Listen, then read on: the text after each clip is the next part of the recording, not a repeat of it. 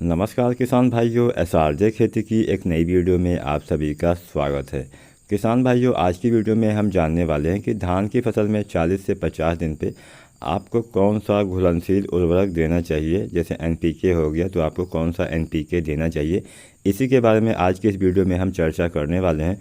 तो वीडियो पे एकदम एंड तक बने रहिएगा। अगर आप हमारे एसआरजे खेती चैनल पे नए हैं तो चैनल को सब्सक्राइब करके बेल नोटिफिकेशन भी ऑन कर लेना। आपका कोई भी सवाल हो किसी भी फसल से संबंधित तो नीचे कमेंट करके हमें ज़रूर बताइएगा, मैं आपके सारे सवालों का जवाब जरूर दूंगा। तो किसान भाइयों, हमारे ऐसे बहुत से किसान भाई अभी हैं जिनकी धान की फसल 40 से 50 दिन की हो गई है। उनके मन में एक सवाल अभी ये उठ रहा होगा कि हमें अपनी धान की फसल पे अब कौन सी खाद देनी चाहिए जिससे धान में बालियाँ अच्छे से निकल सके, धान में ज़्यादा फुटाव भी हो, धान में जो भी बालियाँ निकले वो स्वस्थ निकले, ज़्यादा दाने आएँ। तो इन सभी सवालों के जवाब आज की वीडियो में आपके दूर हो जाएंगे। मैं आपको पूरी जानकारी देने वाला हूं।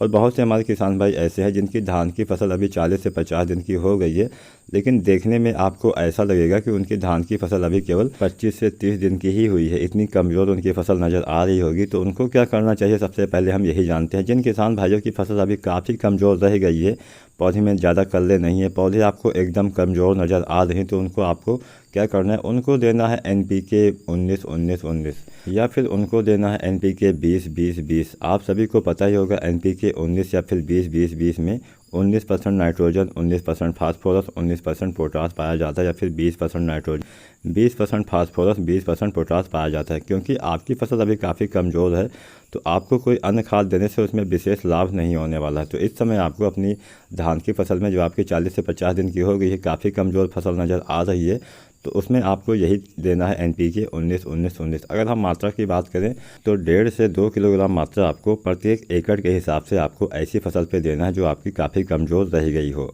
बहुत से किसान भाई हमारे ऐसे हैं जिनकी फसल काफ़ी अच्छी है, फसल आपकी काफ़ी अच्छी है, साथ ही साथ तने गोल हो गए हैं, बालियाँ भी इस तने के अंदर आ चुकी हैं।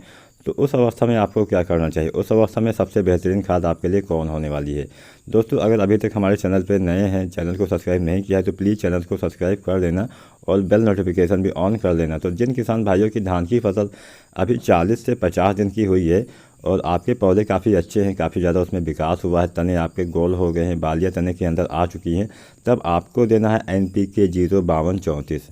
एनपीके 05234 में 52% फास्फोरस होता है और 34% पोटास पाया जाता है। तो एनपीके के अलावा आपको यहाँ पे देना है बोरान और इसके अलावा 1.5 किलोग्राम यूरिया देनी है। तो सबसे पहले हम मात्रा के बारे में जान लेते हैं, उसके बाद में बताएंगे कि क्या फ़ायदा आपको एनपीके 05234 देने से होने वाला है। तो अगर हम मात्रा की बात करें तो 40 से 50 दिन पे आपको देना है 05234, जिसकी मात्रा रहेगी 1.5 से 2 किलोग्राम प्रत्येक एकड़ के हिसाब से। इसके साथ में 100 से 150 ग्राम आपको देना है बोरान और इसके साथ में आपको 1.5 किलोग्राम यूरिया देना है। इन तीनों को आपस में अच्छे से घोल के आपको अपने प्रत्येक एकड़ के हिसाब से स्प्रे करना होता है। 150 लीटर पानी में मिला के आपको स्प्रे करना होता है। और अब हम जान लेते हैं इसके फ़ायदे के बारे में। अगर आप अभी 40 से 50 दिन की अवस्था पे 05234 देते हैं अपनी फसल पे, तो इससे बहुत सारा फ़ायदा आपके होने वाला है। दोस्तों, फास्फोरस के बारे में तो आप सभी जानते ही होंगे, बहुत से किसान भाई जानते हैं, बहुत से किसान भाई नहीं जानते। फास्फोरस जो खाद होती है, इसका मेन काम होता है जड़ों का विकास करना, साथ ही साथ कल्लों का विकास करना। कल्ले जो आपके ज़्यादा निकलते हैं वो इसी वजह से निकलते हैं जब पौधे में जड़ें अधिक हो पाती है। इसके अलावा इसका एक और महत्वपूर्ण काम होता है पौधे में फूल और जो फल या फिर बीज बनते हैं उनकी प्रक्रिया में तेज़ी लाना। जब आपकी जड़ें सही से विकसित होंगी तो जो भी आप अपने पौधे में भोजन देते हैं वो पौधे तक आसानी से काफ़ी तेज़ी से पहुंच पाता है। तो इसका एक ये भी महत्वपूर्ण काम होता है कि पौधे के जो फूल होते हैं, जो बीज बनते हैं, जो दाने बनते हैं, उनमें काफ़ी तेज़ी से प्रोसेस करना, जिससे आपके पौधे में दाने भी अच्छे आते हैं, फूल भी अच्छे आते हैं। तो इसका एक काम तो यही होता है। और जो इसमें 34% पाया जाता है पोटास, तो पोटास काम, जो पोटास खाद होती है, इसका काम होता है पौधे में फूल बनने में मदद करना, पौधे में बालियाँ बनने में मदद करना, बीज बनने में या फिर फल बनने में मदद करना। साथ ही साथ तने को भी मजबूत करता है, जिससे आपकी फसल गिरती नहीं है। कई बार ये भी देखा गया कि आपकी धान की फसल गिर जाती है तो हो सकता है उसमें पोटास खाद की कमी हो गई हो। तो पोटास खाद के और भी बहुत सारे काम होते हैं। तो फिलहाल इतना काम आपको जान लेना आवश्यक था, तो इसलिए मैंने बता दिया। और अगर आप इस समय यानी 40 से 50 दिन पे ये खाद देते हैं तो पौधे में ज़्यादा बालियाँ निकलती हैं, पौधा आपका मजबूत रहता है, पौधा आपका गिरता नहीं है, फल फूल भी अच्छे से आ जाते हैं, जिससे आपके उत्पादन में भी काफ़ी फ़र्क पड़ जाता है। अगर आप बोरान खाद भी इसके साथ दे देते हैं तो आपको सोने पे सुहागा हो जाता है, यानी इसके साथ ही आपको जो प्रोसेस होती है काफ़ी तेज़ी ला देता है बोरान। और यूरिया देने से आपके पौधे में जो हरापन है वो बना रहता है। तो इन तीनों खादों को अगर आप अभी देते हैं 40 से 50 दिन पे, NPK 05234, साथ ही साथ बोरान और साथ ही साथ यूरिया, तो आपकी फसल काफ़ी अच्छी रहती है। दोस्तों यहाँ पे एक सवाल ये आता है कि जो अन्य NPK आते हैं, जैसे NPK हो गया आपका 13045, इसका इस्तेमाल हमें कब करना चाहिए? तो इसका इस्तेमाल आपको जब आपके धान में बालियाँ निकल जाती हैं उसके बाद करना चाहिए।